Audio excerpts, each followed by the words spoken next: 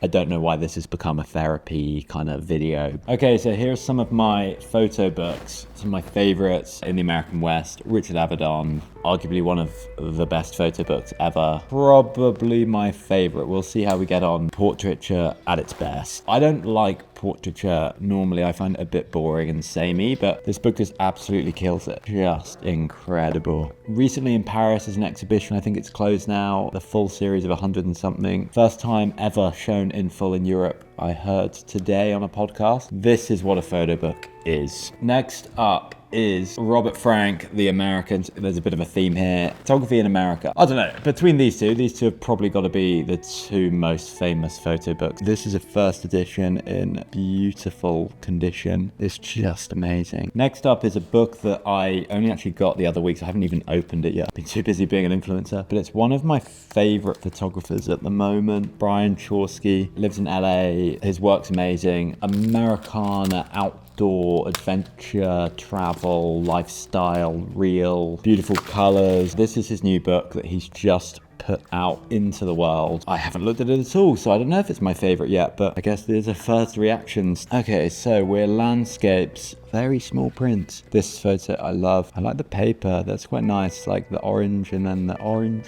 little pig in a cowboy hat. That's my favorite photo of his for sure. I don't know, shame doing it a double page because you lose the guy's head, but I love that photo of his. But yeah, this is his new book, Guest Editions, publisher. Nice, I need to have a look through that properly. Another patch of sky, Brian Chorlsky. Next, another big hitter, Nadia Lee Cohen. I probably can't share most of this because it's a lot of nipples. What's great about Nadia's work is she creates these worlds. They're so realistic, but they're also so not realistic. Hyper-realism about womanhood, the sexualization of women and the woman's body, but done in a really playful way. Next up is Danny Lyon, The Bike Riders, which was the movie with Austin Butler that I'm sure many people saw. It was based on this book. He got so in the world of this biker gang. I think the story is that he kind of ended up joining these bikers, covering the full subculture and the full narrative of these people in such a beautiful way, like the compositions, the light, the stories. It's so good. Emotion and the relationships and the power of the compositions. Beautiful community. Maybe an interesting use of the word beautiful, but it's just wicked. Okay, next up is a bit of a rogue one. It's Andreas Gursky,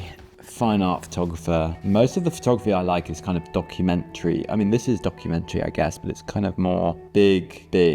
Gursky is big. That's what he does. I think he actually broke the record, so the most expensive photo at auction. These like huge scenes that he stitches together. It should be a bigger book. I would love for this to be huge, but I guess that would get very expensive. I've seen some of the work when I used to shoot, so I used to shoot the auctions at Sotheby's. So I've seen a few of these in the flesh and like huge. And they're just amazing, mesmerizing.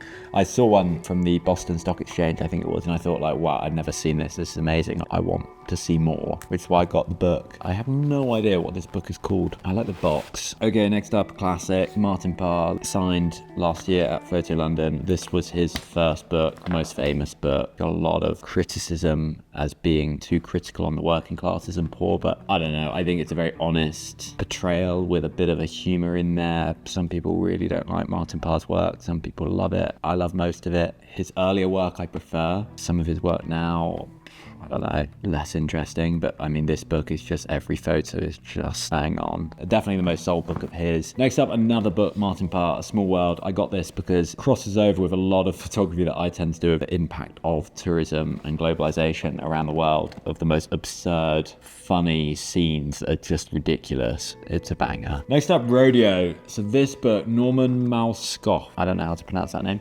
Rodeo. This book from the 80s, it's pretty rare. It was pretty hard for me to get hold of this. However, I got a copy because, as some of you may know, I'm working on a book about rodeos. So I wanted to do a bit of research, and like, this is just bang on. And what's crazy is the photos I have, you wouldn't know the difference. Like, the rodeo world just has not changed in the last 40, 50 years. So yeah, I got this book as a bit of kind of research for my own book and kind of what's been done before me. This is the only book I can find that is white male rodeos in America. There's books on gay rodeos, there's books on black rodeos, there's archival books on the history of rodeos, but this is the only book that I can find about just the classic white American rodeo. So coming soon, I am working on a book. I've already shot it. The work is done. I just now need to figure out. So if you are a publisher or you know some publishers, I had a contract with a publisher that fell through. They had some internal difficulties that were not my fault, but fell through. So I actually do need a publisher.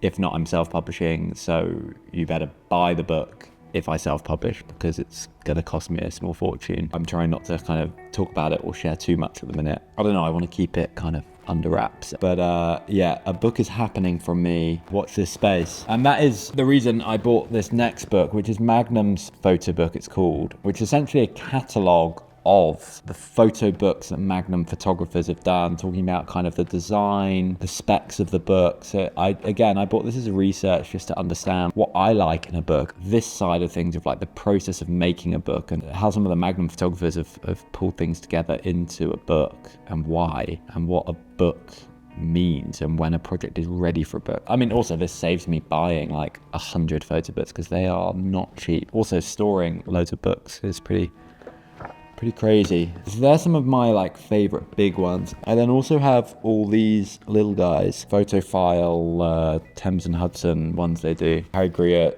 his work's great. I feel like this past 2 years I've been quite inspired. When I'm traveling and I'm away, I'm realizing I'm shooting a lot of this kind of like layered shadow, light, a lot of color. I think I've been influenced by Harry Griot's work quite a bit this past year or two. Next, Don McCullen's little one. That's quite funny. Grow up, Hayden. Grow up. As I said in my post the other day, I was pretty keen to go into kind of conflict photography. So Don McCullen was kind of one of the first photographers that I really studied and kind of appreciated and admired his work. Next up, Gordon Parks. I'm really cheating here. I should have like all of their like big books, but I can't justify spend, you know, I think every photographer wants to buy all these photo books and you spend literally thousands on photo books. And I don't know, it's a bit absurd. I think this is quite a nice little cheat way of owning some. I think it's about like, you want to own some of the artwork that you love.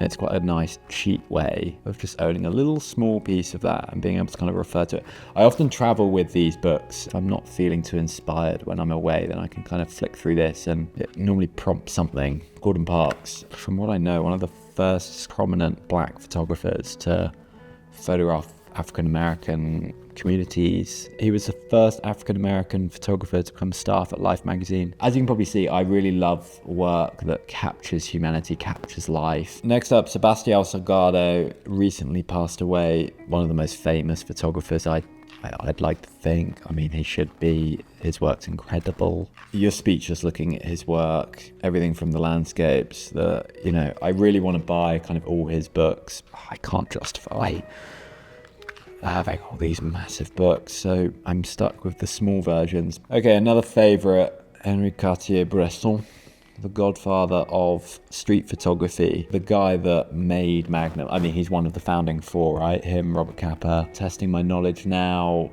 Henri Cartier-Bresson, Robert Capa, David Seymour, and there was one other. I don't remember the other. God, my photo history knowledge is lacking today. He's obviously known for The Decisive Moment. I've looked through that book, Decisive Moment, which I think was his first book. Incredible, beautiful. I actually nearly bought it last week when I was in the photography gallery. But I think his work actually is his compositions. His compositions are wild and they're so good. And finally, Eugene Smith. I think my favorite photographer, Mega, went into like these crazy long form, deep projects that would get so into something. I remember seeing at some point some of his photos from Wales, from the mines in Wales, and they're just like, wow. I don't even know how these photographers have got some of these images, like they're just insane. Steve McCurry's little book of portraits, which I got when I used to be obsessed with Steve McCurry when I was like 15, 16, starting out. I loved his work.